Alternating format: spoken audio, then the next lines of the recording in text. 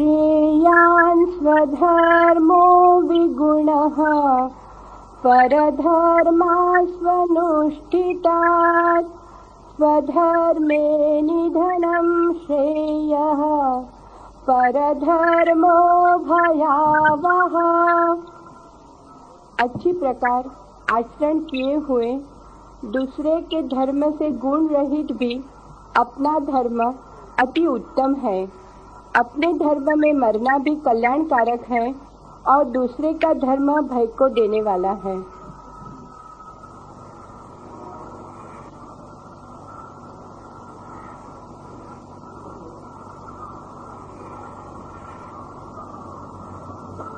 प्रत्येक व्यक्ति की अपनी निजता, अपनी इंडिविजुअलिटी, प्रत्येक व्यक्ति का कुछ अपना निज है, वही उसकी आत्मा है। उस निजता में ही जीना आनंद है और उस निजता से च्युत हो जाना, भटक जाना ही दुख है। कृष्ण के सूत्र में दो बातें कृष्ण ने कही। एक, स्वधर्म में मर जाना भी श्रेयस्कर है। स्वधर्म में भूल चूक से भटक जाना भी श्रेयस्कर है। स्वधर्म में असफल हो जाना भी श्रेयस्कर है, बजाय परधर्म में सफल हो जाने के। स्वधर्म क्या है और परधर्म क्या है?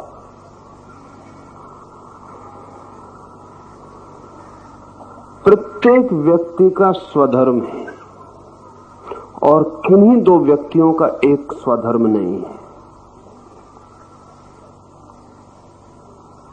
पिता का धर्म भी बेटे का धर्म नहीं है, गुरु का धर्म भी शिष्य का धर्म नहीं है।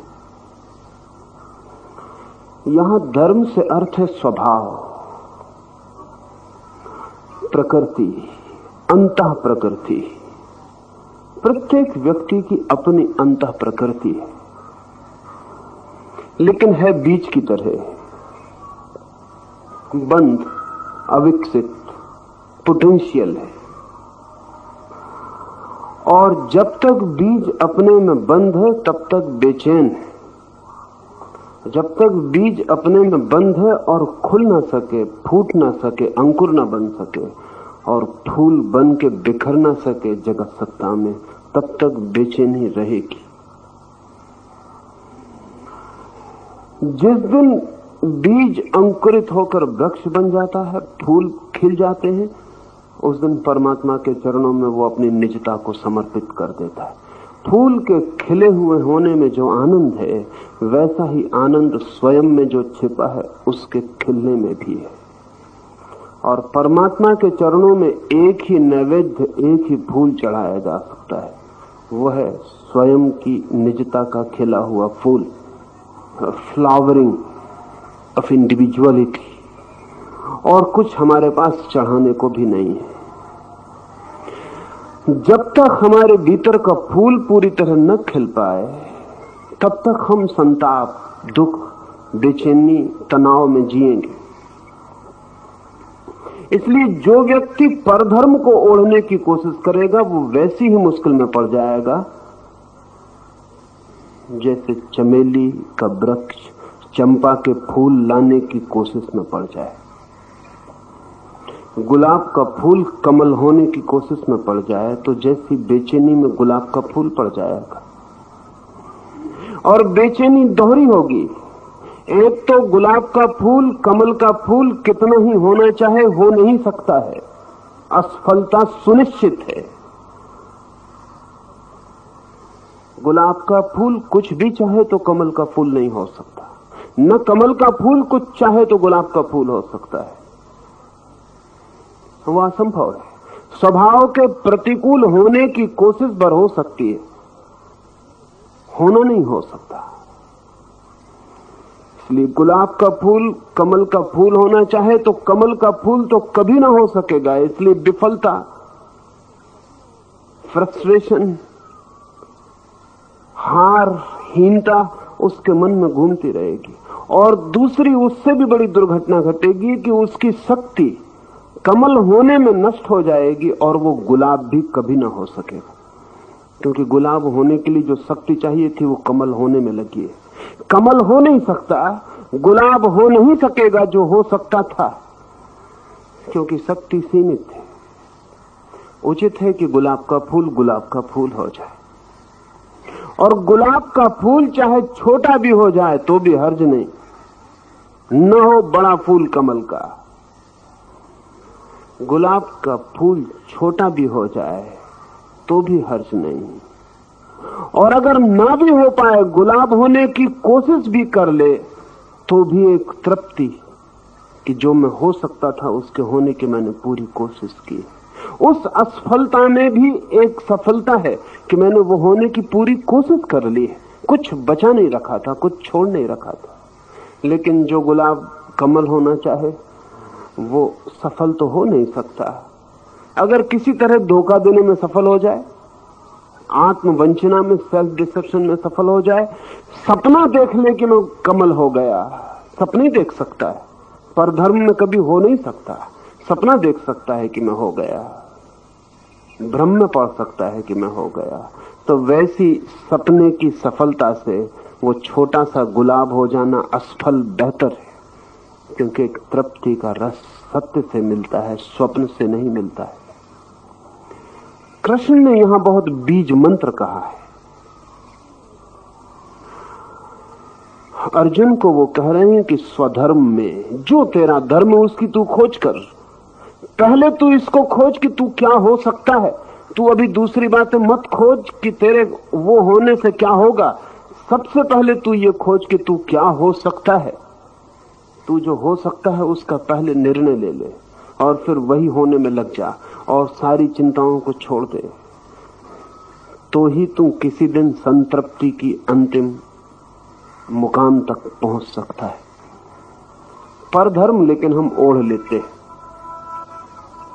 इसके दो कारण हैं। एक तो स्वधर्म तब तक हमें पूरी तरह पता नहीं चलता जब तक कि फूल खिल ना जाए। गुलाब को भी पता नहीं चलता तब तक कि उसमें से क्या खिलेगा जब तक गुलाब खिल ना जाए।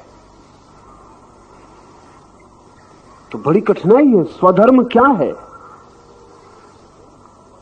मर जाते हैं और पता नहीं चलता, जीवन हाथ से निकल जाता और पता नहीं चलता कि मैं क्या होने को पैदा हुआ था, परमात्मा ने किस मिशन पर भेजा था, कौन सी यात्रा पर भेजा था, मुझे क्या होने को भेजा था, मैं किस बात का दूत होकर पृथ्वी पर आया था, इसका मरते दिन तक पता नहीं चलता।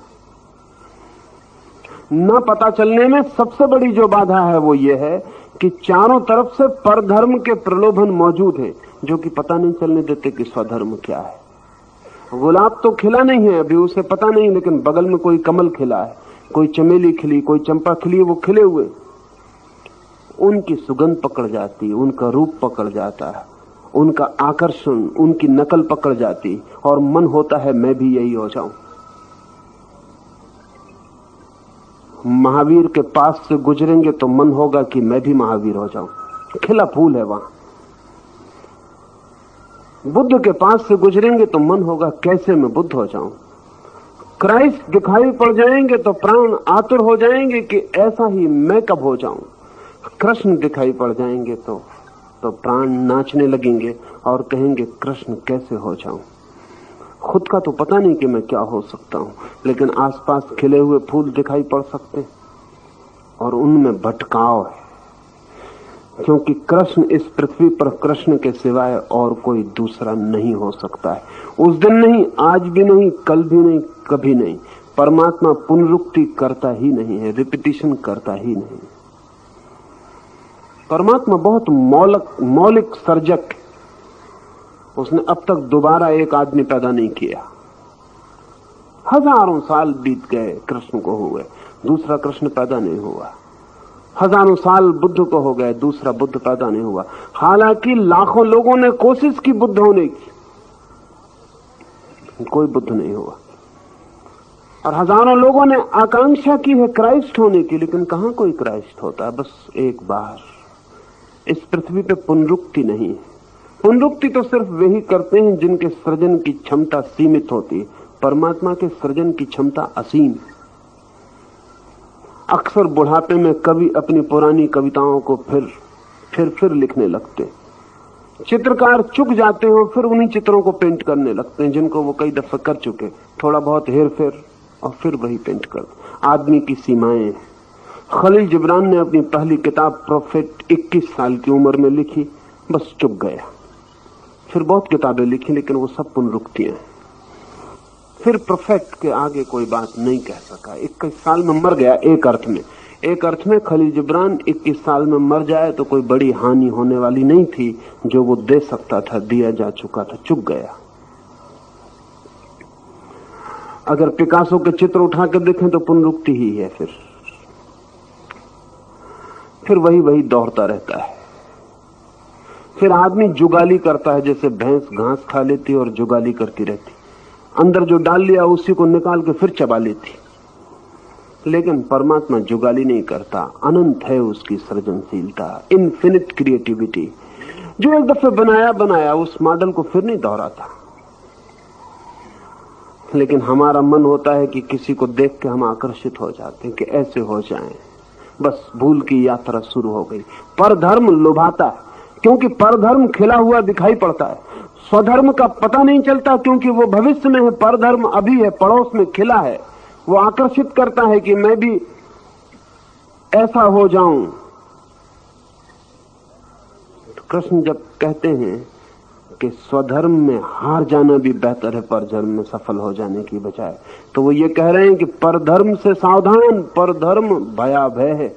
इससे बड़ी फियरफुल कोई चीज नहीं जगत में परधर्म से। दूसरे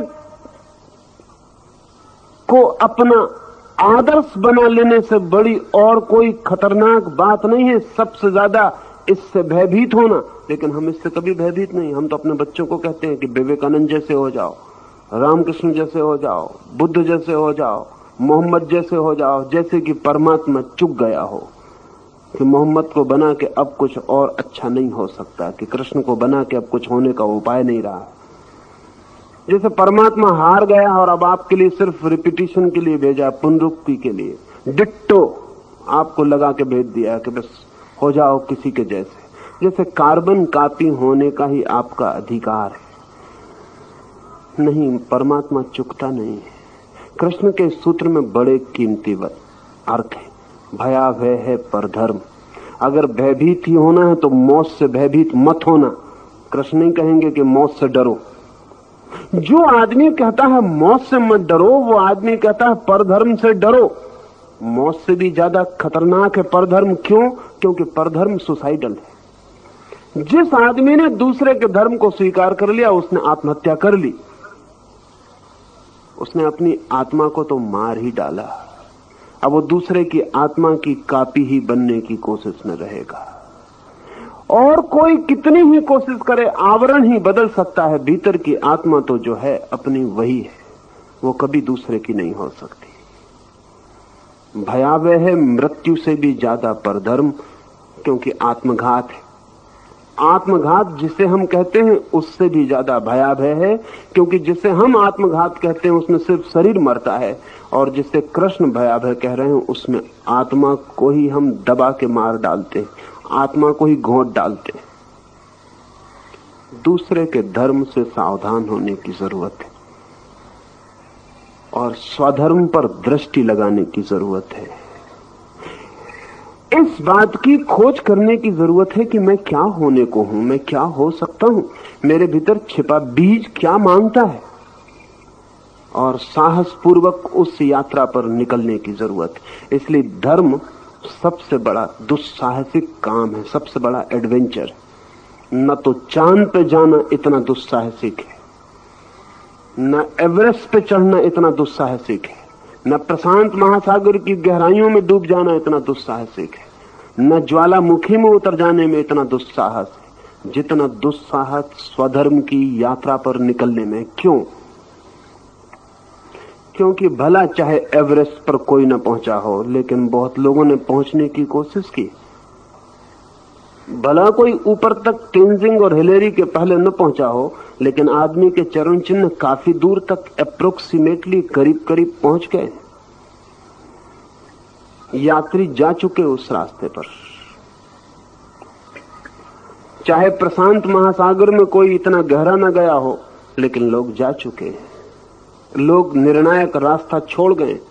लेकिन स्वधर्म की यात्रा पर आपके पहले, आपके स्वधर्म की यात्रा पर कोई भी नहीं गया। बिल्कुल अननोन है, 1 इंच कोई नहीं गया। आप ही जाएंगे पहली बार एकदम अज्ञात में छलांग लगानी, जहां कोई नहीं गया। इसलिए परधर्म आकर्षक मालूम पड़ता है, क्योंकि परधर्म में सिक्योरिटी मालूम पड़ती है। नक्शा मिलता है ना परधर्म में। हमें पता है बुद्ध ने क्या क्या किया, तो ठीक वैसे ही पालथी मार के हम भी कुछ करें तो नक्शा हमारे पास होता है। हमें पता है कृष्ण ने क्या किया, तो ठीक है हम भी एक बांसुरी खरीदना है और किसी झाड़ के नीचे खड़े होकर बजाएं। नक्शे हैं पास में। परधर्म में नक्शा है, स्वधर्म अनचार्टर्ड है। कोई नक्शा नहीं, कोई कुतुबनुमा नहीं, कोई रास्ता बताने वाला नहीं, क्योंकि आप ही पहली दफा उस यात्रा पर जा रहे हैं जो आपका स्वधर्म है। इसलिए आदमी डर के दूसरे के रास्ते पर चला जाता है। बंधे बंधाए रास्ते, तैयार पगडंडियां, राजपथ लुभाते हैं कि बंधा हुआ रास्ता है, लोग इस पर जा चुके हैं पहले भी, मैं भी इस पर चला जाऊं। लेकिन ध्यान रहे, दूसरे के रास्ते से कोई अपनी मंजिल पर नहीं पहुंच सकता है। जब रास्ता दूसरे का तो मंजिल भी दूसरे की, और दूसरे की मंजिल पर पहुंच जाने से बेहतर अपनी मंजिल को खोजने में भटक जाना है, क्योंकि भटकना भी सीख बन जाती और भूल भी सुधारी जा सकती है। और भूल से आदमी भूल करने से बचता है। भूल ज्ञान है। अपनी खोज में भटकना और गिरना भी उचित। दूसरे की खोज में अगर बिल्कुल राजपथ है तो भी व्यर्थ, क्योंकि वो आपके मंदिर तक नहीं पहुंचता। स्वधर्म दुस्साहस है, अज्ञात दुस्साहस है, अनजान अपरिचित। यहां रास्ता बना बनाया नहीं है, यहां तो चलना और रास्ता बनाना एक ही बात के 2 ढंग है कहने के। यहां तो चलना ही रास्ता बनाना है। एक बेहर जंगल में आप चलते हैं और रास्ता बनता है। जितना चलते हैं उतना ही बनता है, बेकार है, क्योंकि रास्ता होना चाहिए चलने के पहले, तो उसका कोई सहारा मिलता है। आप चलते हैं जंगल में, लताएं टूट जाती हैं, वृक्षों को हटा लेते हैं, जगह साफ कर लेते हैं, लेकिन उससे कोई हल नहीं होता। आगे फिर रास्ता बनाना पड़ता है। स्वधर्म में चलना ही मार्ग का निर्माण है। इसलिए भटकन तो निश्चित है, लेकिन भटकन से जो भयभीत है वो कहीं परधर्म की सुरक्षापूर्ण सिक्योर्ड यात्रा पर निकल गया तो कृष्ण कहते हैं वो और भी भयपूर्ण है, क्योंकि यहां तुम भटक सकते थे लेकिन वहां तुम पहुंच ही नहीं सकते हो। भटकने वाला पहुंच सकता है। भटकता वही है जो ठीक रास्ते पर होता है। जरा ऐसे समझ लेना उचित होगा। भटकता वही है जो ठीक रास्ते पर होता है, क्योंकि तभी उसे भटकाव का पता चलता है कि भटक गया। लेकिन जो बिल्कुल गलत रास्ते पर होता है वो कभी नहीं भटकता, क्योंकि भटकने के लिए कोई मापदंड ही नहीं होता। दूसरे के रास्ते पर आप कभी नहीं भटकेंगे। रास्ता मजबूती से दिखाई पड़ेगा, कोई चल चुका है, आप लकीर पीटते हुए चले जाएं। लेकिन स्वधर्म के रास्ते पर भटकाव का डर, साहस की जरूरत है। इसलिए मैं कहता हूं धर्म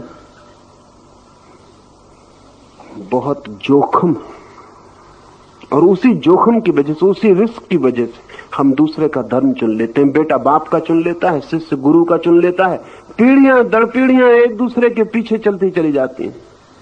कोई इसकी फिक्र नहीं करता कि दूसरे का धर्म मेरा धर्म नहीं हो सकता है। मैं एक स्वभाव लेकर आया हूं जिसका अपना स्वर है, जिसका अपना संगीत है, जिसकी अपनी सुगंध है, जिसका अपने जीने का ढंग है। उस ढंग को मुझे विकसित करना होगा। कृष्ण बहुत जोर देके अर्जुन से कहते हैं तू ठीक से पहचान ले तेरा स्वधर्म क्या है। और अर्जुन अगर आंख बंद करे और जरा ध्यान करे तो वो कह सकता है कि उसका स्वधर्म क्या है। हम कभी आंख बंद नहीं करते, नहीं तो हम भी कह सकते हैं कि हमारा स्वधर्म क्या है। हम कभी ख्याल नहीं करते कि हमारा स्वधर्म क्या है।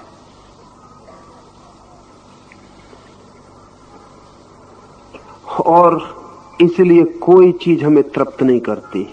जहां भी जाते हैं वहीं अतृप्ति। आज सारी दुनिया उदास है और लोग कहते हैं जीवन अर्थहीन है। अर्थहीन नहीं है जीवन, सिर्फ स्वधर्म खो गया है, इसलिए अर्थहीनता है। दूसरे के काम में अर्थ नहीं मिलता।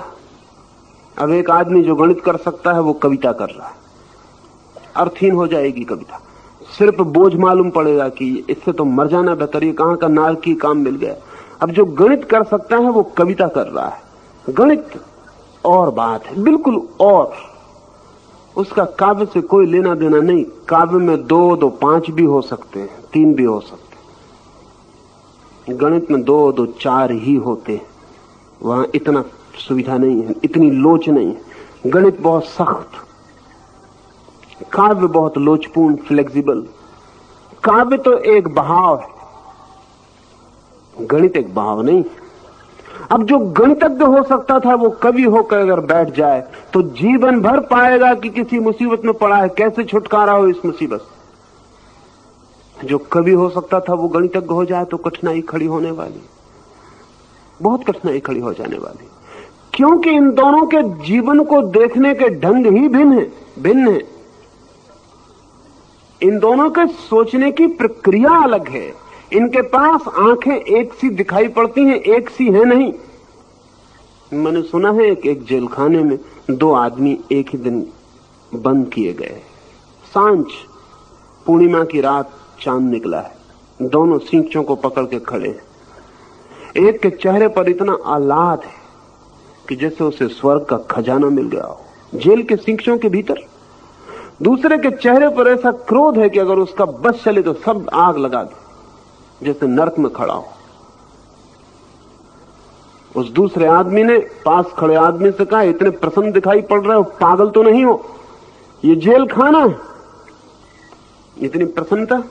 और सामने देखते हो डबरा भरा हुआ है, गंदगी फैली है, बांस आ रही है, मच्छर कीड़े घूम रहे हैं, कहां बंद किया हुआ है हमें लाकर। उस दूसरे आदमी ने कहा, तुमने कहा तो मुझे याद आया कि जेल के भीतर हूं, अन्यथा मैं पूर्णिमा के चांद के पास पहुंच गया था, मुझे पता ही नहीं था कि मैं जेल के भीतर हूं। और तुम कहते हो तो मुझे दिखाई पड़ता है कि सामने डबरा है, अन्यथा पूर्णिमा की चांद जब ऊपर उठा हो तो डबरे सिर्फ पागल देखते, डबरे को देखने की फुर्सत कहां, आंख कहां।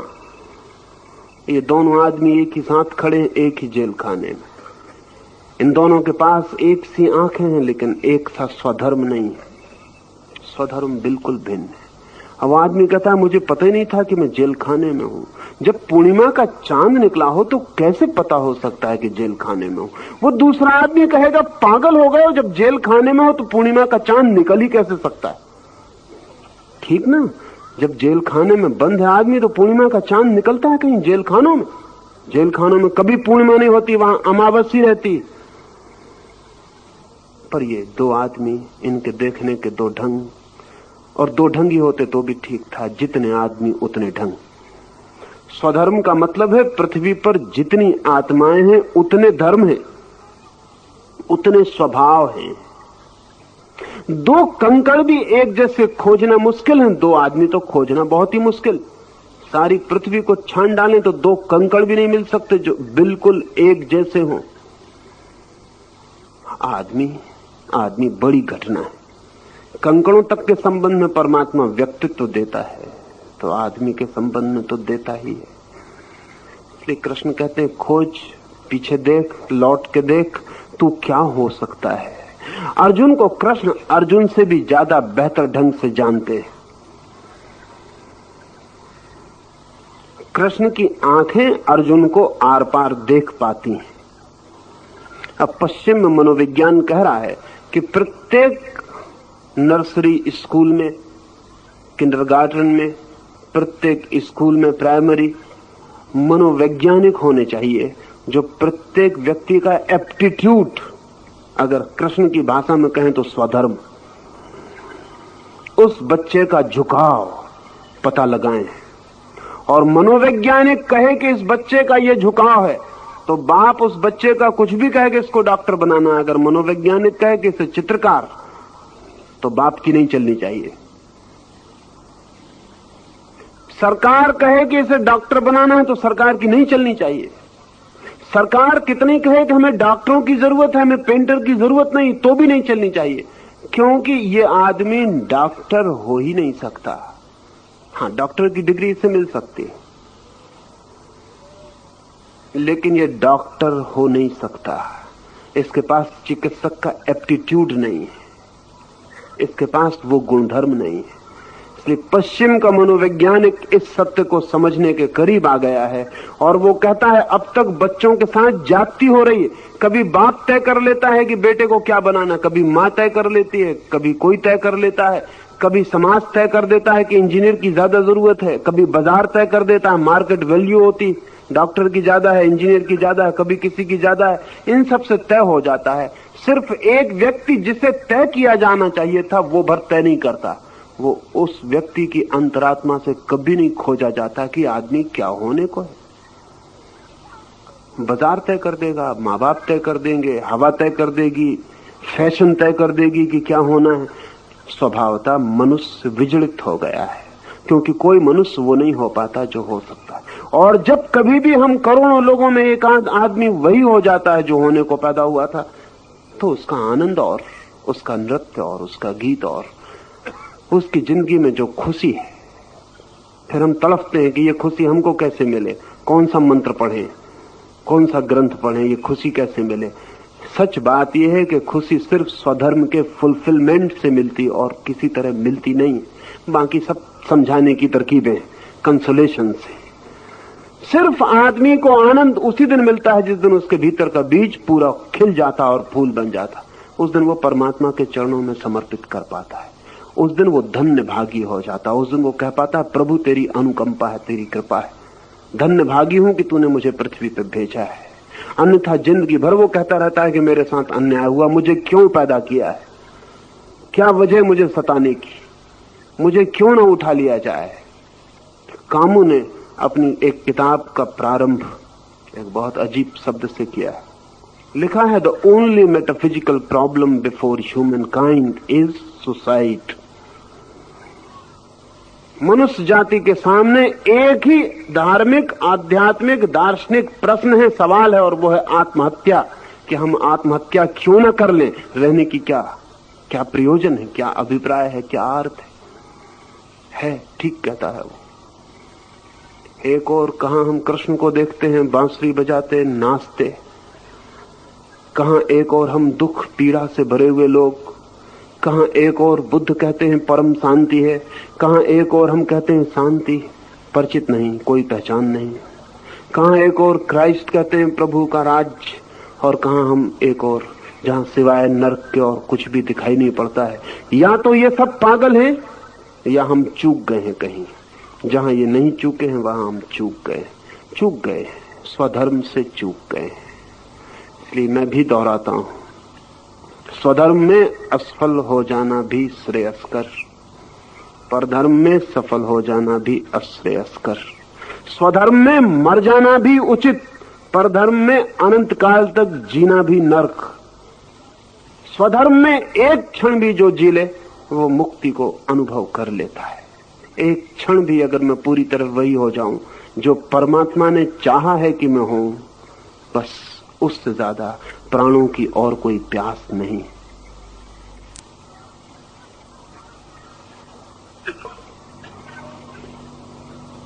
आचार्य जी, आप कहते हैं धर्म एक है, समाधि एक है, परमात्मा एक है, लेकिन स्वधर्म बहुत अनेक हैं। तो इन दोनों में कैसे तालमेल बैठे, इसे स्पष्ट करें।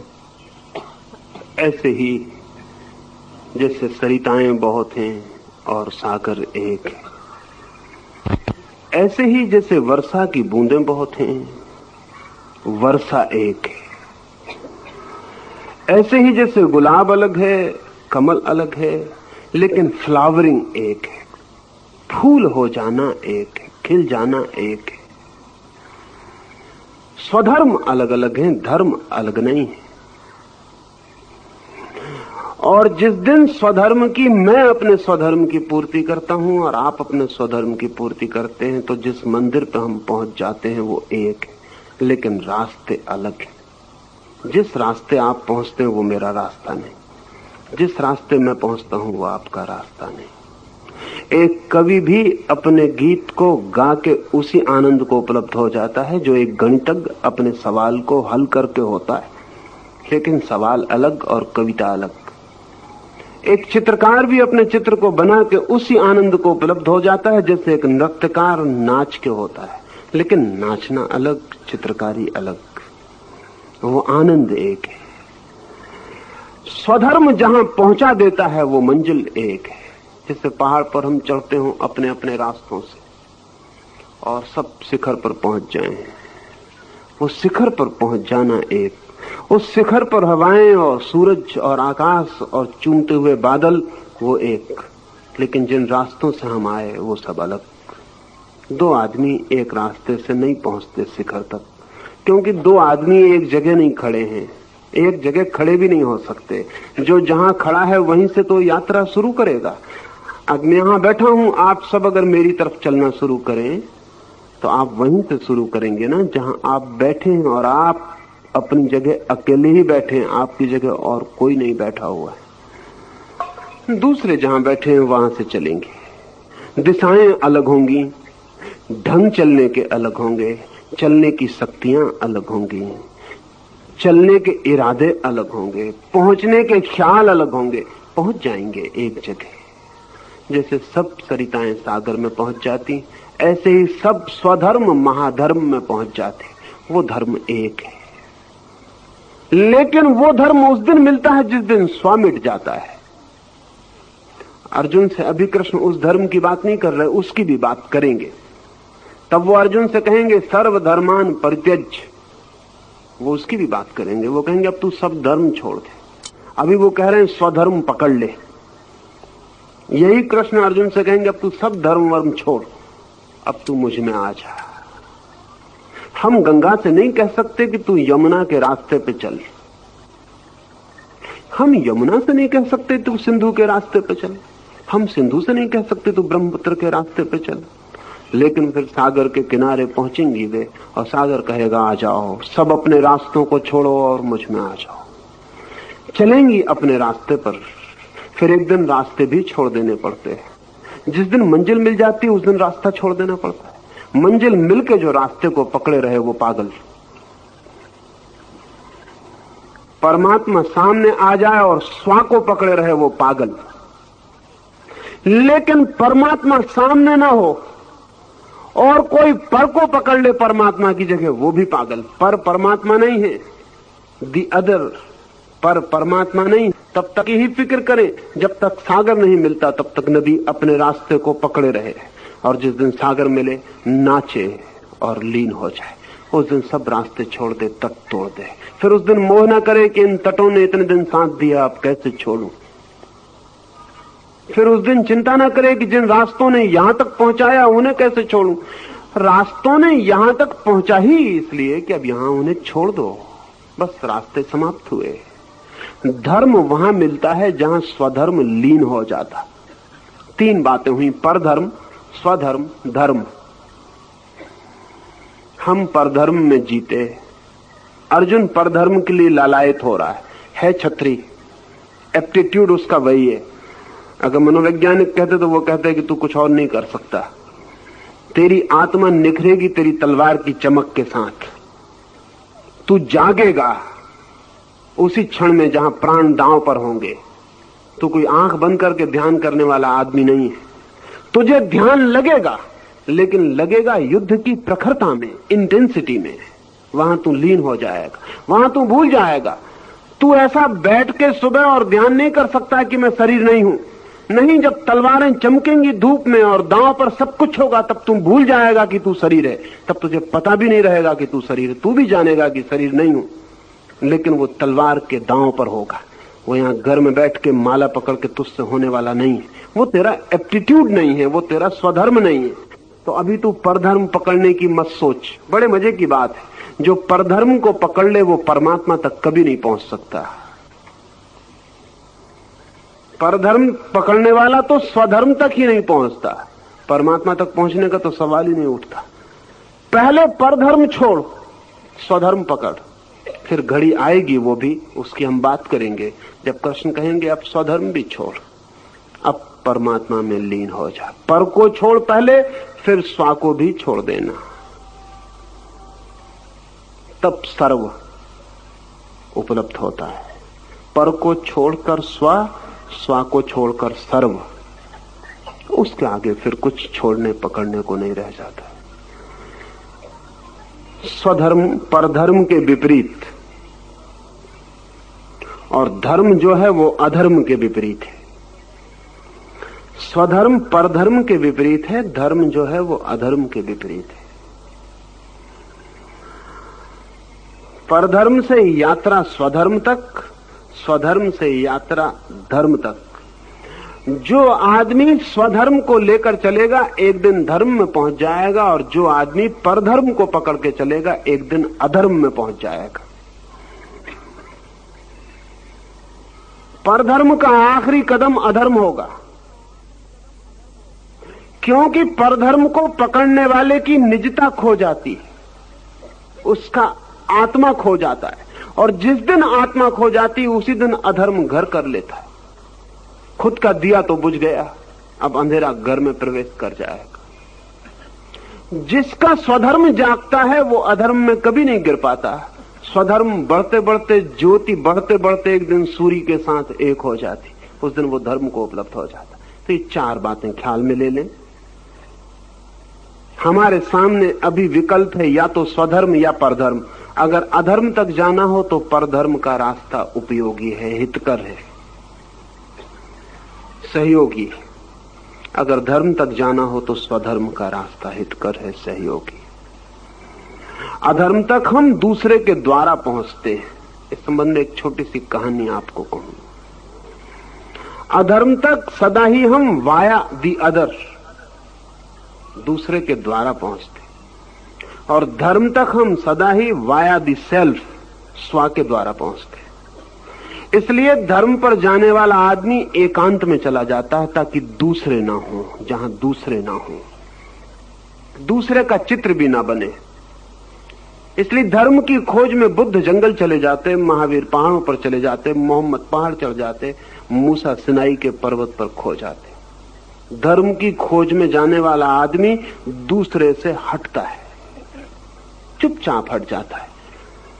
न पर रहे, न रहे बांस, न बजे बांसुरी, न पर रहे न पर को पकड़ने का प्रलोभन रहे, हट जाता है छोड़ के चुपचाप।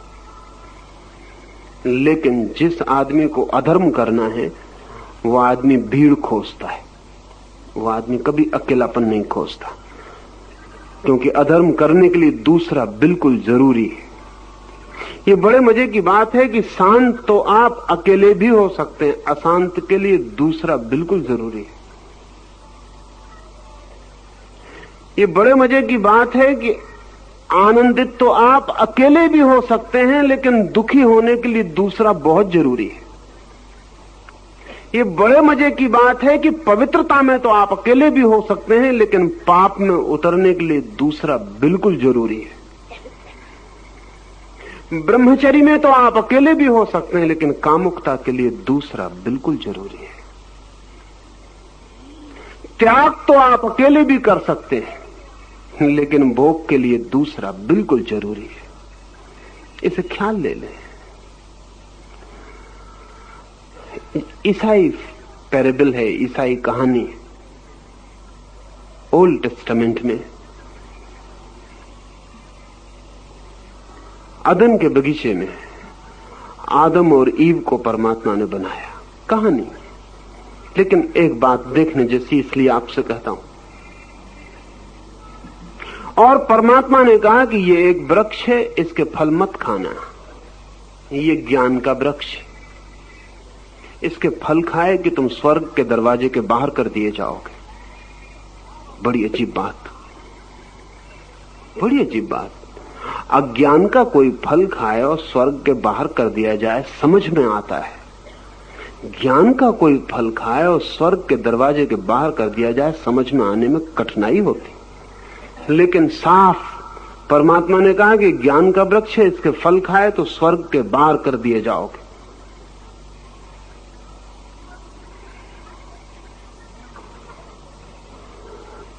सांप ने आकर ईव को, स्त्री को कहा कि तू पागल है, इस धोखे में मत पड़ना। परमात्मा खुद इसी वृक्ष के फल खा के परमात्मा है।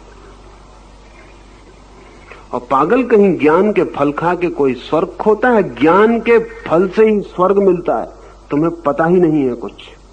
खा लो और परमात्मा जैसे हो जाओ। ईव ने आदम को समझाया कि इस फल को खा ही लेना चाहिए, इसमें जरूर कोई राज है, जरूर कोई रहस्य। और जब परमात्मा ने रोका तो मतलब गहरा है। और परमात्मा ज्ञान के फल खाने से रोके तो हमारा दोस्त नहीं दुश्मन है। ज्ञान का फल आदम को भी बात जची, जैसा कि सदा ही स्त्रियों की बातें पुरुषों को जच जाती। यानी उसी दिन अदन के बगीचे में ऐसी भूल हुई, ऐसा नहीं, हर बगीचे में और हर घर में यही भूल होती, जची जाती। क्योंकि स्त्री परसुएट करने में बहुत कुशल है। उसने फुसलाया आदम को, आदम ने फल खा लिया और तत्काल स्वर्ग के दरवाजे के बाहर निकाल दिए गए। परमात्मा ने कहा आदम तूने फल क्यों खाया? उसने कहा मैं क्या करूं, दूसरे ने मुझे फुसलाया, ईव ने मुझे फुसलाया। ईव से कहा कि तूने इसे क्यों फुसलाया? उसने कहा दूसरे ने मुझे फुसलाया, सांप ने मुझे फुसलाया। ईसाई कहानी कहती है कि दूसरे के मार्ग से पाप आता। इस कहानी में दो तीन बातें हैं, दूसरे के मार्ग से। और इसमें एक और बात ख्याल करने की है, और वो ये कि ज्ञान के फल ने आदमी को स्वर्ग के बाहर क्यों कर दिया? क्योंकि जैसे ही आदम ने फल खाया और जैसे ही ईव ने फल खाया उस ट्री ऑफ नॉलेज का, ज्ञान के वृक्ष का, वैसे ही आदम को पता चला कि मैं नंगा हूं, ईव को पता चला कि मैं नग्न हूं। उसने जल्दी से पत्थर रख के अपनी नग्नता ढांकी। परमात्मा ने कहा कि तुमने ज्ञान तो पा लिया लेकिन सरलता खो दी, और सरलता में ही स्वर्ग है। कॉन्शसनेस में नहीं, ज्ञान में नहीं, सरलता में। अब तक तुम बच्चों जैसे सरल थे, नग्न थे तो तुम्हें पता न था कि तुम नग्न हो। अब तुम बच्चों जैसे सरल ना रहे, अब तुम चालाक हो गए, अब तुम कनिंग हो गए, अब तुम कैलकुलेटिंग हो गए, अब तुम हिसाब लगाने लगे कि नग्न है, ऐसा है, वैसा है। अब तुम सवाल उठाओगे, अब तुम सवालों में उलझोगे और गिरोगे। ज्ञान का फल इसलिए, जो ज्ञान इसलिए सरलता को नष्ट कर दे वो धोखा है, ज्ञान नहीं है। नाम ही उसका ज्ञान है। जो ज्ञान सरलता को वापस लौटा दे वही ज्ञान है।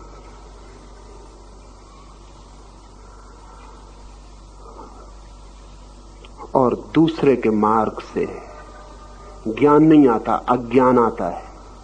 और दूसरे के मार्ग से धर्म नहीं आता, अधर्म आता है। धर्म का मार्ग स्वयं के भीतर है, वो गंगोत्री स्वयं के भीतर है, जहां से ज्ञान की, धर्म की गंगा जन्मती है और एक दिन सर्व के सागर में लीन हो जाती।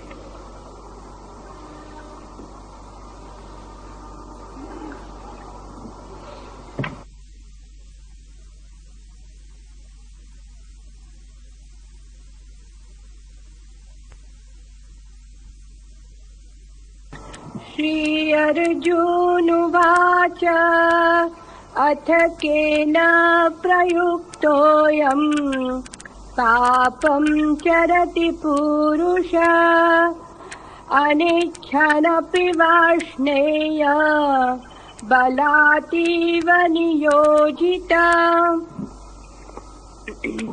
श्री भगवानुवाच काम एष क्रोध एष रजो गुण समुद्भव महाशन महापाप्मा विद्येनम। यह बलात्कार से लगाए हुए के सदृश न चाहता हुआ भी किससे प्रेरा हुआ पाप का आचरण करता है।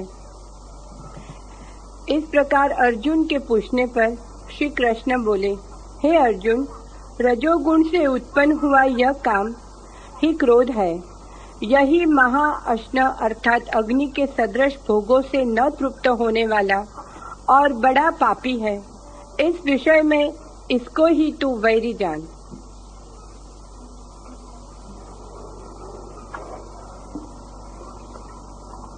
अर्जुन ने एक बहुत ही गहरा सवाल कृष्ण से पूछा। अर्जुन ने कहा, फिर अगर सब कुछ परमात्मा ही कर रहा है, अगर सब कुछ प्रकृति के गुणधर्म से ही हो रहा है, अगर सब कुछ सहज ही प्रवाहित है और अगर व्यक्ति जिम्मेवार नहीं है, तो फिर पाप कर्म न चाहते हुए भी कि करे, आदमी बलात् पाप कर्म क्यों कर लेता है? कौन करवा देता है? अगर परमात्मा ही चला रहा सब कुछ और मैं भी नहीं चाहता कि बुरा कर्म करूं और परमात्मा चला रहा सब कुछ, फिर भी मैं बुरे कर्म में प्रवृत्त हो जाता हूं, तो बलात् मुझे कौन बुरे कर्म में धक्का दे देता है? गहरा सवाल है।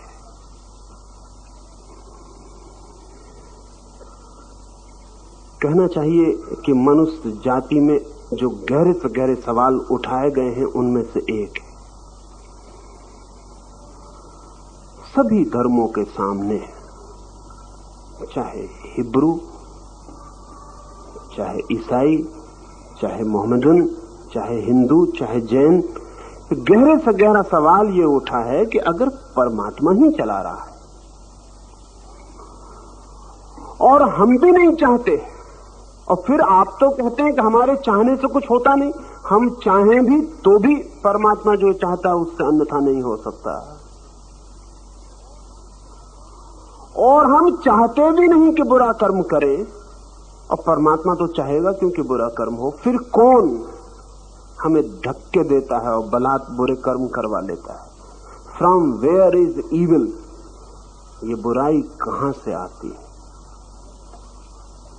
अलग अलग चिंतकों ने अलग अलग उत्तर खोजे। जो बहुत गहरे नहीं गए, उन्होंने कहा शैतान है, वो करवा लेता है। उत्तर खोजना जरूरी था, लेकिन कोई बहुत गहरा उत्तर नहीं। वो कहते हैं डेविल है, एक पापात्मा है, वो सब करवा लेती। लेकिन ये उत्तर बहुत गहरा नहीं है, क्योंकि अर्जुन को अगर ये उत्तर दिया जाए तो अर्जुन कहेगा वो परमात्मा उस पापात्मा पर कुछ नहीं कर पाता, वो परमात्मा उस शैतान को कुछ नहीं कर पाता। तो क्या वो शैतान परमात्मा से भी ज्यादा शक्तिशाली है? और अगर शैतान परमात्मा से ज्यादा शक्तिशाली, तो मुझे परमात्मा के चक्कर में क्यों उलझाते हो? मैं शैतान को ही नमस्कार करूं।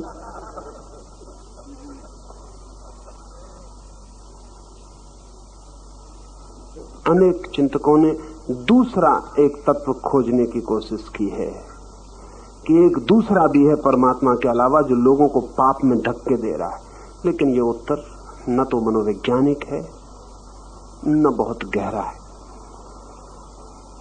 इसे तो केवल वे ही राजी हो सकते हैं जो किसी भी चीज के लिए राजी हो सकते हैं। इस उत्तर से और कोई राजी नहीं हो सकता, इसलिए कृष्ण ऐसा उत्तर नहीं देते। कृष्ण बहुत मनोवैज्ञानिक उत्तर देते हैं। वो ये कहते हैं, प्रकृति के 3 गुण हैं,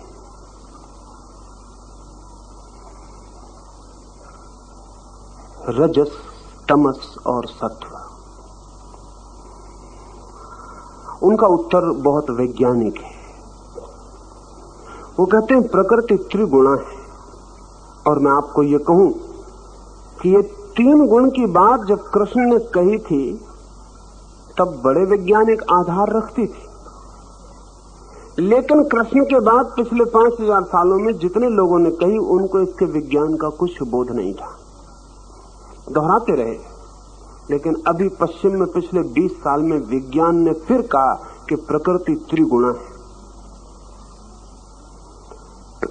जिस दिन हम आधुनिक सदी में परमाणु का विश्लेषण कर सके, परमाणु को तोड़ सके, उस दिन बड़ी चकित होकर हमें पता चला कि परमाणु 3 हिस्सों में टूट जाता है।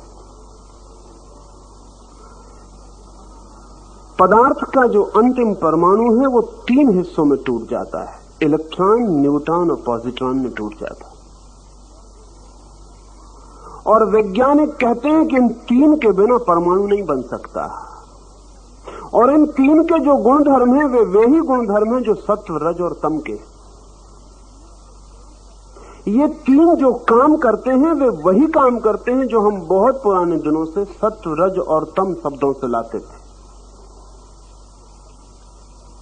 उसमें तमस जो है, इनर्शिया, वो अवरोध का तत्व है, स्थिरता का तत्व है। अगर तमस ना हो तो जगत में कोई भी चीज स्थिर नहीं रह सकती।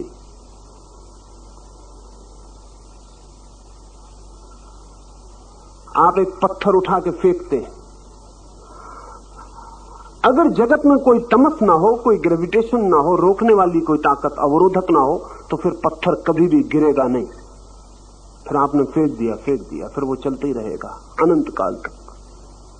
फिर वो गिरेगा कैसे? कुछ अवरोध, कोई जो रोकता हो। आप भी पृथ्वी पर नहीं हो सकेंगे, कभी के हम उड़ गए होते। वो जमीन खींच रही तमस, ग्रेविटेशन का भार हमें रोके हुए। अभी जो अंतरिक्ष यात्री अंतरिक्ष यात्रा पर गए, उनकी बड़ी से बड़ी कठिनाइयों में एक कठिनाई ये है कि जैसे ही जमीन के ग्रेविटेशन के बाहर होते हैं 200 मील के पार, वैसे ही कशिश समाप्त हो जाती है, तो आदमी गुब्बारे जैसा हो जाता है, जैसे गैस भरा गुब्बारा उड़ने लगता। तो अगर बेल्ट ना बंधा हो कुर्सी से, तो आप यान के तत्काल कुर्सी से उठ के यान के टप्पर से गुब्बारे की तरह टकराने लगेंगे। फिर नीचे भी उतर नहीं सकते, कोई ताकत काम नहीं करती नीचे उतरने के लिए। चांद पर यही कठिनाई है, क्योंकि तमस चांद का कम है, 8 गुना कम है। इसलिए चांद पर अगर हम मकान बनाएंगे तो चोर 8 गुना ऊंची छलांग लगा सकता है। फुटबॉल को वहां चोट मारेगा खिलाड़ी, तो यहां जमीन पर जितनी ऊंची जाती है उससे 8 गुने ऊंची चली जाएगी।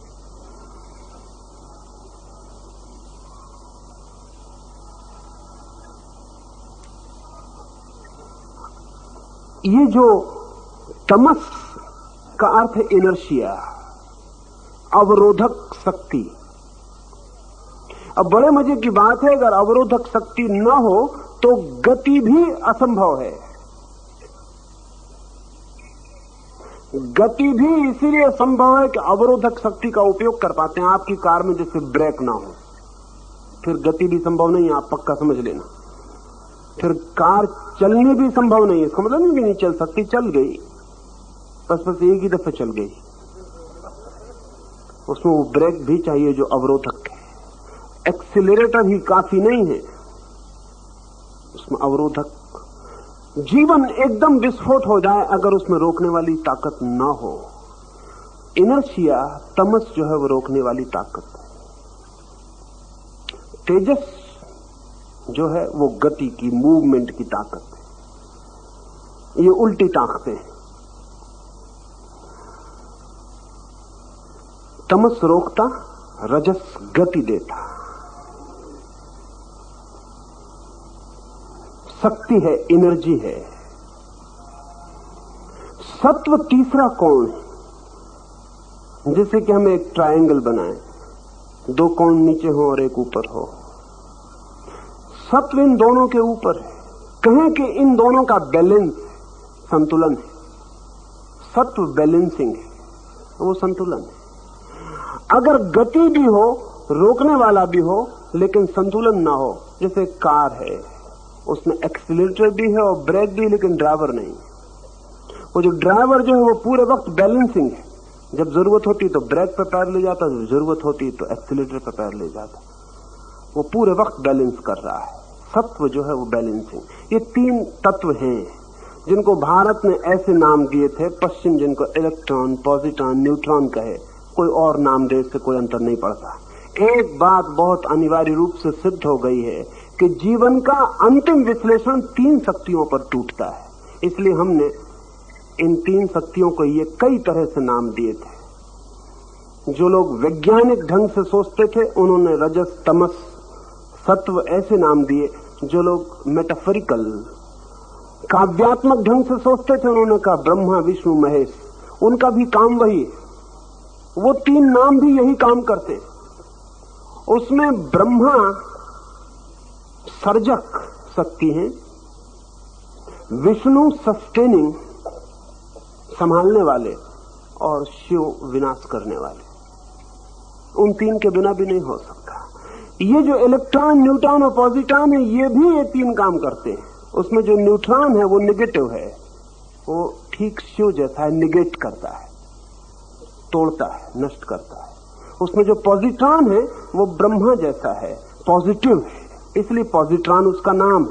वो विधायक है, वो निर्माण करता है। और उसमें जो इलेक्ट्रॉन है वो न नेगेटिव है न पॉजिटिव है, वो सस्टेनिंग है, वो बीच में है, बैलेंसिंग है। कृष्ण कहते हैं कि मनुष्य के भीतर जो भी घटित होता है बाहर और भीतर, वो इन 3 शक्तियों का खेल है। इन 3 शक्तियों के अनुसार सब घटित होता है।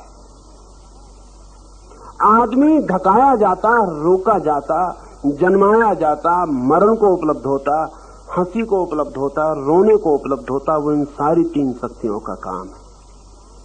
ये 3 शक्तियां अपना काम करती रहती हैं। ये परमात्मा के 3 रूप जीवन को सृजन देते रहते हैं। अर्जुन पूछता है फिर नहीं भी हम करना चाहते फिर कौन करवा लेता? आप तो चाहते हैं कि जमीन पर न गिरे, लेकिन जरा पैर फिसला कि गिर जाते। कोई शैतान गिरा देता? कोई शैतान नहीं गिरा। तो ग्रेविटेशन अपना काम करता। आप नहीं गिरना चाहते, माना, स्वीकृत कि आप नहीं गिरना चाहते, लेकिन उल्टे सीधे चलेंगे तो गिरेंगे। आप नहीं गिरना चाहते तो भी गिरेंगे, पैर पे पलस्तर लगेगा। आप डॉक्टर से कहेंगे मैं नहीं गिरना चाहता था, और परमात्मा तो टांग तोड़ता नहीं किसी की, क्यों तोड़ेगा? इतना बुरा तो नहीं हो सकता कि अकारण मुझ भले आदमी के जो गिरना भी नहीं चाहता उसकी टांग तोड़ दे, लेकिन मेरी टांग क्यों टूट गई?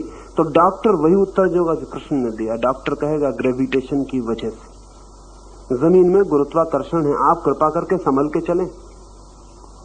उल्टे सीधे चलेंगे तो ग्रेविटेशन टांग तोड़ देगी। क्योंकि प्रत्येक शक्ति अगर हम उसके अनुकूल ना चलें तो नुकसान पहुंचाने वाली हो जाती, अगर अनुकूल चलें तो नुकसान पहुंचाने वाली नहीं होती। प्रत्येक शक्ति का उपयोग अनुकूल और प्रतिकूल हो सकता। अब मनुष्य के भीतर कौन सी शक्तियां हैं जो उसे बलात्, जैसे कि एक आदमी नहीं गिरना चाहता और गिर जाता और टांग टूट जाती, और एक आदमी क्रोध नहीं करना चाहता और क्रोध हो जाता और खोपड़ी खुल जाती, या दूसरे की खुल जाती या खुद की खुल जाती। क्या कौन कर जाता है ये सब? परमात्मा। परमात्मा को क्या प्रयोजन है? और परमात्मा ऐसे काम करे तो परमात्मा हम उससे कैसे कहेंगे? कोई कहेगा शैतान, कृष्ण नहीं कहते। कृष्ण कहते हैं सिर्फ जीवन की शक्तियां काम कर रही हैं। मनुष्य के भीतर क्रोध है, वो भी अनिवार्य तत्व है। कहें कि वो हमारे भीतर नेगेटिव फोर्स है। क्रोध विनाश की शक्ति है हमारे भीतर। प्रेम हमारे भीतर निर्माण की शक्ति है, और विवेक हमारे भीतर बैलेंसिंग फोर्स है। जो आदमी विवेक को छोड़कर सारी शक्ति क्रोध में लगा देगा, वो बलात् नरक की तरफ चलने लगेगा, नहीं चाहेगा तो भी जाएगा। जो सारी शक्ति प्रेम की ओर लगा देगा, वो बलात् स्वर्ग की ओर जाने लगेगा, चाहे चाहे और चाहे ना चाहे। उसके जीवन में सुख उतरने लगेगा। और जो आदमी बैलेंस कर लेगा और समझ लेगा कि दुख और सुख और दोनों के बीच में अलग, वो आदमी मुक्ति और मोक्ष की दिशा में यात्रा कर जाएगा। इसलिए हमारे पास 3 शब्द और समझ लेने जैसे हैं, स्वर्ग, नरक और मोक्ष। स्वर्ग में वो जाता है जो अपने भीतर की विधायक शक्तियों के अनुकूल चलता है, नरक में वो जाता है जो अपने भीतर विनाशक शक्तियों के अनुकूल चलता है, मोक्ष में वो जाता है जो दोनों के अनुकूल नहीं चलता, दोनों को संतुलित करके दोनों को ट्रांसेंड कर जाता, परा हो जाता, अतीत हो जाता। कृष्ण कह रहे हैं शक्तियां हैं और इन तीन शक्तियों के बिना जीवन नहीं हो सकता है। इसलिए अर्जुन, कौन तुझे धक्का देता है ऐसा मत पूछ, ये समझ कि धक्का तेरे भीतर से कैसे निर्मित होता है। क्रोध, काम, अहंकार, अगर उनके प्रति तू अति से झुक जाता है तो जो तू नहीं चाहता वो तुझे करना पड़ता है। कभी आपने देखा काम वासना मन को पकड़ ले? कहना ठीक नहीं है कि काम वासना मन को पकड़ ले, कहना यही ठीक होगा कि जब आप काम वासना को मन को पकड़ लेने देते हैं, आप जब पकड़ लेने देते हैं, और ध्यान रहे काम वासना आपके बिना पकड़ाए आपको नहीं पकड़ती है। हाँ, एक सीमा होती है हर चीज की, उसके पार मुश्किल हो जाता है रोकना। एक सीमा होती है। जगह जगह हमने कार के ट्रैफिक पे लिखा हुआ है कि यहाँ 5 मील रफ्तार। क्यों? क्योंकि वहां इतने ज्यादा लोग गुजर रहे हैं कि अगर 30 मील रफ्तार हो तो रोकना समय पर मुश्किल है, 5 मील हो तो समय पर रोकना आसान है। जहां लोग कम गुजर रहे हैं वहां 70 मील भी हो तो कोई हर्ज नहीं, वहां समय पर 70 मील भी रोकना आसान है। हर चीज की एक सीमा है। सिगमंड फ्रायड एक कहानी कहा करता था। वो कहा करता था कि एक छोटे से गांव में एक गरीब म्युनिसिपल कमेटी ने गांव का कचरा ढोने के लिए एक घोड़ा खरीदा, बैलगाड़ी, एक घोड़ा गाड़ी के लिए। लेकिन गरीब थी म्युनिसिपैलिटी और कहते हैं गांव बड़ा बुद्धिमान था।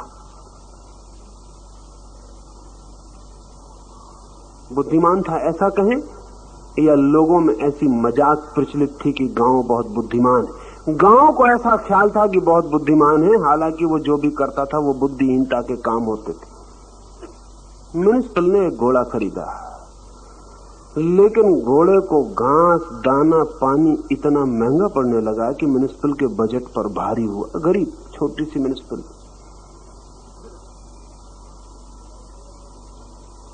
कमेटी बुलाई गई, उन्होंने तय किया कि क्या किया जाए। उन्होंने कहा कि आधा राशन करके देखा जाए घोड़े के लिए। अगर आधे में काम चल जाए तो ठीक, नहीं फिर थोड़ा बढ़ा देंगे। आधा राशन किया, लेकिन काम बिल्कुल ठीक चल गया। घोड़ा आधे राशन पे भी जिंदा रहा।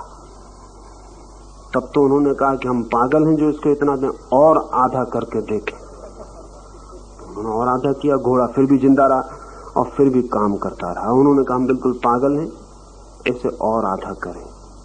और भी आधा कर दिया। घोड़ा मुश्किल में रहा, लेकिन फिर भी किसी तरह काम करता रहा। म्युनिसिपल कमेटी ने कहा हम बिल्कुल नासमझी कर रहे हैं, अब राशन बिल्कुल बंद कर दें। राशन बिल्कुल बंद कर दिया। जो होना था वही हुआ, घोड़ा मर गया।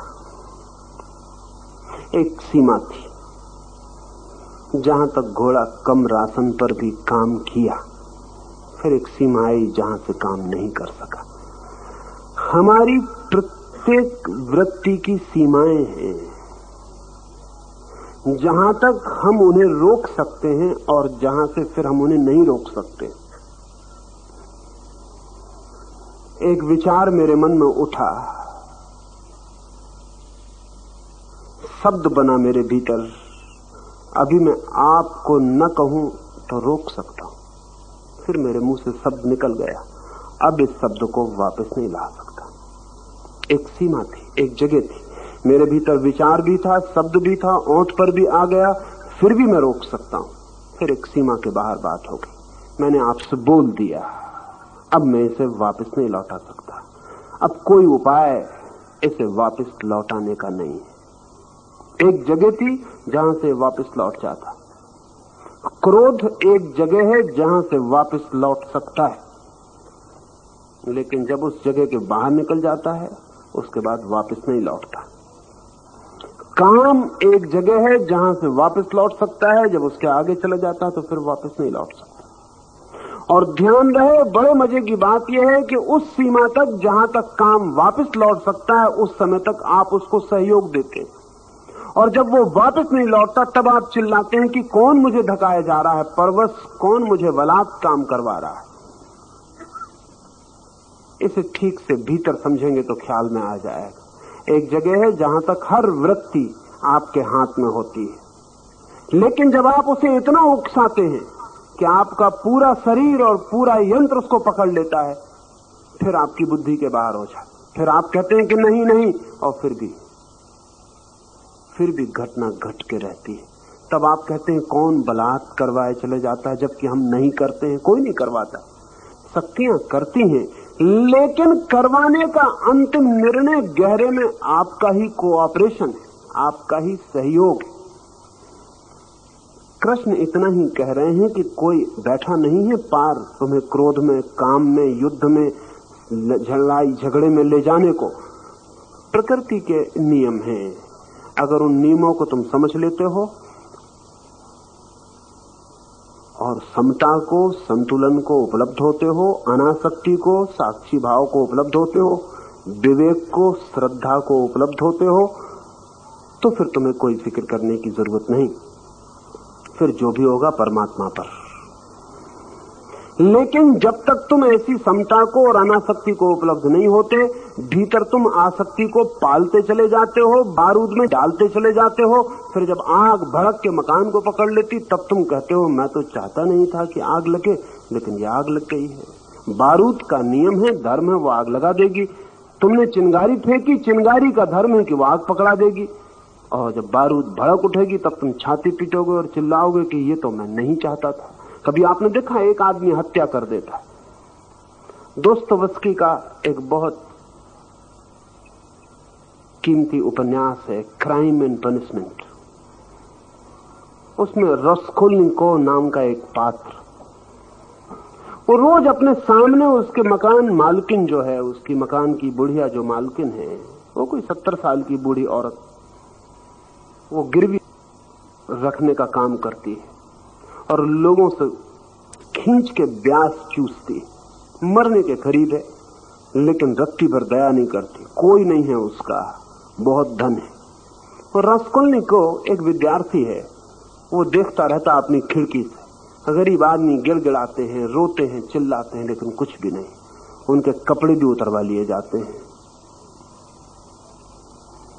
कोई दया नहीं, कोई ममता नहीं। कई बार उसके मन में होता है इस बुढ़िया को कोई मार क्यों नहीं डालता, इसके होने की कोई जरूरत ही क्या है, ये मर भी जाए तो हर्ज क्या है, ये मर जाए तो सैकड़ों लोग जो उसके चक्कर में फंसे हैं वो मुक्त हो जाएं। गरीब किसान, गरीब मजदूर, गरीब लोग, विधवा औरतें, बीमार आदमी, वो सब उससे ब्याज पर रुपया ले लेते हैं। फिर वो कभी चुकता नहीं, उनकी चीजें भी चुक जाती हैं और उनको अदालत में मुकदमे भी चलते हैं, सजाएं भी हो जाती हैं। रोज यही काम। वो कई बार सोचता है कोई इसकी गर्दन क्यों नहीं दबा देता, और बहुत बार उसके हाथ खुद भिज जाते हैं कि गर्दन दबा दूं।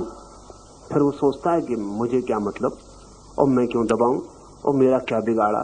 फिर वो बात भूल जाता है। फिर ऐसे वर्षों चलता रहा। फिर एक दिन उसे भी फीस भरनी है और घर से पैसे नहीं आए, तो अपनी घड़ी रखने उस बुढ़िया के पास गया। सांझ का वक्त है, उसने घड़ी बुढ़िया को दी। बुढ़िया ठीक से देख नहीं सकती, 70 साल उसकी उम्र है। वो खिड़की के पास घड़ी को ले जाके देखती है रोशनी में कि ठीक है या नहीं, कितने पैसे दिए जा सकते हैं। अचानक बस रस्कोल्निकोव को क्या हुआ कि उसने जाकर उसकी गर्दन दबा दी। उसे पता ही नहीं चला कब ये हुआ। गर्दन जब दब गई और जब उसके हाथ में उसकी नसें उभर आई और खून उसके मुंह से गिरने लगा, तब वो घबराया कि ये मैंने क्या कर दिया। वो बुढ़िया नीचे गिर पड़ी, तब उसे पता चला ये तो मैंने हत्या कर दी। तब वो भागा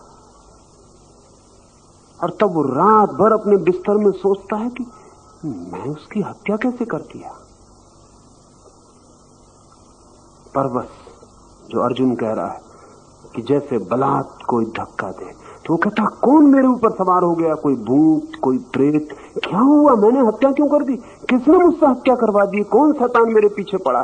कोई उसके पीछे नहीं पड़ा है। 2 साल तक उसने सोचा, तैयारी की, 2 साल तक उसने शक्तियों को रस दिया, 2 साल तक हाथ भींचे, 2 साल तक मन में क्रोध का जहर फैलाया, वो सब तैयार हो गया। बीज बोते वक्त किसको पता चलता है कि वृक्ष निकलेगा? बीज बोते वक्त किसको पता चलता है कि इतना बड़ा वृक्ष पैदा होगा? फिर बलात् वृक्ष पैदा हो जाता है, पर बीज हम ही बोते हैं। बीज छोटा होता है, दिखाई भी नहीं पड़ता। मन में क्रोध के बीज बोते हैं, काम के बीज बोते हैं, फिर शक्तियां पकड़ लेती हैं, फिर वो 3 शक्तियां अपना काम शुरू कर देती हैं। आपने बीज बोया, जमीन काम शुरू कर देती, पानी काम शुरू कर देता है, रोशनी काम शुरू कर देती, सूरज की किरणें आके बीज को बड़ा करने लगती। आप हैरान होंगे कि जमीन बहुत कम काम करती है। अभी एक वैज्ञानिक ने प्रयोग किया, नाप तौल के प्रयोग किया कि एक बट वृक्ष को लगाया एक गमले में, बड़े गमले में, नाप तौल के बिल्कुल, इतनी मिट्टी, इतना गमले का वजन, इतने वृक्ष के बीज का वजन, सब नाप तौल के लगाया। फिर वृक्ष बहुत बड़ा हो गया। फिर उसने वृक्ष पूरा का पूरा निकाल लिया और फिर नापा, तो जितना कोई 200 सेर का गमला उसने रखा था, उसमें केवल 4 सेर की कमी हुई, 4 सेर कुल। और वृक्ष को नापा, तोला, तो वो तो कोई 280 सेर निकला वृक्ष, और कुल 4 सेर की कमी हुई मिट्टी में। और उस वैज्ञानिक का ख्याल है कि वो 4 सेर भी वृक्ष ने नहीं लिए, वो भी हवा भी आती है, तूफान भी आता है, मिट्टी उड़ भी जाती है, पानी में बह भी जाती। 4 सेर, इतना बड़ा वृक्ष कहां से आ गया? सूरज भी दे रहा है, हवाएं भी दे रही हैं, पानी भी दे रहा है, जमीन भी दे रही है, चारों तरफ से पूरा काज़माज उसको दे रहा है। एक छोटे से बीज को आपने बो दिया, फिर सारी दुनिया की ताकत उसको दे रही और वो बड़ा हो रहा है। आपने इधर क्रोध का बीज बोया, सारी दुनिया से क्रोध को साथ देने वाली ताकतें, तमस की, इनर्शिया की ताकतें आपकी तरफ बहनी शुरू हो जाएंगी। आपने प्रेम बोया, सारी तरफ से दुनिया से शुभ शक्तियां आपकी तरफ बहनी शुरू हो जाएंगी। आपने साक्षी भाव निर्मित किया, दुनिया की सारी ताकतें आपके लिए बैलेंस में हो जाएंगी। कोई आपकी तरफ नहीं बहेगा, कोई आपके बाहर नहीं बहेगा, सब चीजें सम हो जाएंगी, ठहर जाएंगी। तो कृष्ण कहते हैं न तो कोई शैतान, न कोई परमात्मा, ये 3 शक्तियां हैं अर्जुन। और तू जिसका बीज बो देता है अपने भीतर, वही। आचार्य जी, तीनों गुणों से चलने वाली सृष्टि ईश्वर ने बनाई। तमस गुण मनुष्य की प्रकृति में ईश्वर ने दिया, उसके पीछे क्या उद्देश्य ईश्वर का है? ईश्वर का कोई उद्देश्य नहीं होता। उद्देश्य की भाषा सदा मनुष्य की है। उद्देश्य तो उसका होता है जिसे भविष्य में कुछ पाना हो। जैसे एक आदमी, एक कुम्हार एक घड़ा बनाता है, उसका उद्देश्य होता है कि बाजार में बेचना, या उसका उद्देश्य होता है कि घर का पानी भरना। फिर एक वान गॉग चित्र बनाता। वान गॉग से कोई पूछता है कि चित्र तुमने किस उद्देश्य से बनाया, तो वो कहता कोई उद्देश्य नहीं है, बनाना ही मेरा आनंद है। आप कहेंगे बाजार में बिक सकता है? वान गॉग का एक चित्र नहीं बिका, एक चित्र जिंदा रहते नहीं बिका। आप कह सकते हैं कि कोई प्रतिष्ठा मिलती होगी, कोई सम्मान करता होगा कि बड़े चित्रकार हो। किसी ने प्रतिष्ठा नहीं की, किसी ने सम्मान नहीं किया। आप कहते होंगे कि बड़ा धनवाला आदमी रहा होगा, पैसा पास में रहा होगा, फुर्सत रही होगी तो कुछ न कुछ करता रहा होगा। नहीं, वान गॉग बहुत गरीब आदमी था और उसका भाई उसे इतना ही पैसा देता था जिसमें 7 दिन की सिर्फ रोटी चल जाए, रूखी सोखी। न रंग के लिए पैसे, न कागज के लिए, न कैनवस के लिए, तो वो सप्ताह में 4 दिन खाना खाता और 3 दिन उपवास करता, और 3 दिन में जो उपवास में बच जाए उससे पेंट करता। और जब उससे कोई पूछता किस लिए, तो वो कहता बस बना लेने में आनंद है। परमात्मा उद्देश्य से जगत को नहीं बना रहा है, बना लेने में आनंद है। बनाना ही आनंद है, आगे पीछे कुछ भी उद्देश्य नहीं, पर्पजलेस। और ध्यान रहे, आनंद हमेशा ही पर्पजलेस होता है। एक मां अपने बेटे को बड़ा कर रही, उससे पूछें किस लिए, अगर वो कहे कि बाद में नौकरी करवानी, तो समझना मां नहीं है, कोई फैक्ट्री है। अगर मां है तो वो कहेगी किस लिए, कैसा गलत सवाल पूछते हो, बस मेरा आनंद है।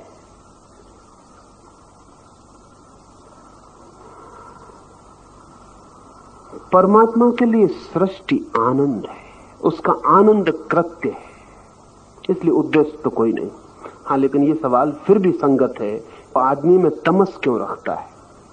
असल में हम तमस शब्द को सदा ही गलत अर्थों में लेते रहे। हम समझते हैं तमस कोई बुरी चीज। तमस बुरी नहीं है, तमस अपने आप में बुरी चीज नहीं है। हां, तमस में ही पूरी तरह भर जाना बुरा है। तमस अपने आप में बुरा नहीं है, जहर भी अपने आप में बुरा नहीं है। और कभी तो बीमारी में दवा का काम करता है। कहें कि जहर क्यों बनाया परमात्मा ने, एक आदमी जहर खा के मर जाए, आप कहें कि ये जिम्मेदार परमात्मा, जहर क्यों बनाया? न बनाता परमात्मा, ना ये आदमी खाता। लेकिन जहर अपने आप में किसी को मारता नहीं, जहर तो जिला भी सकता है। लेकिन इस आदमी ने जहरी जहर खा लिया तो मर गया। अमृत भी खा लो ज्यादा मात्रा में तो मौत घटित हो सकती है। अमृत भी मात्रा में खाना अगर मिल जाए, एक तो मिलता नहीं, क्योंकि डर यही है कि जहर तो बहुत कम लोग खाते हैं, अमृत अगर मिल जाए तो बिना मात्रा में बहुत लोग खा जाएंगे। शायद इसीलिए नहीं मिलता है, क्योंकि रोकेंगे कैसे? फिर अमृत मिल जाए तो आप अपने को कि कहां रुके, खाते चले जाएंगे, अमृत से मौत आ जाएगी। जीवन में नियम है, कोई नियम बुरा नहीं, कोई नियम भला नहीं, अनिवार्य है। बिना तमस के, बिना इनर्सिया के जगत अस्तित्व में नहीं हो सकता। उसके अस्तित्व में होने के लिए कोई अवरोधक शक्ति चाहिए। लेकिन अगर कोई आदमी सिर्फ अवरोधक शक्ति पर ही निर्भर रह जाए तो भी खतरा हो जाएगा, क्योंकि दूसरी 2 शक्तियां भी चाहिए। और श्रेष्ठतम स्वास्थ्य की स्थिति वो है जहां तीनों शक्तियां बैलेंस करती हैं, संतुलित होती हैं। उसी क्षण में आदमी तीनों के बाहर निकल जाता है और परमात्मा को अनुभव कर पाता है। जब तक आदमी इधर उधर डोलता है, कभी आपने देखा है नट को रस्सी पर चलता है, आप कहता थिर रहे तो फौरन गिरे और मर जाए। थिर क्यों नहीं रहता नट? नट पूरे वक्त बैलेंस करता रहता।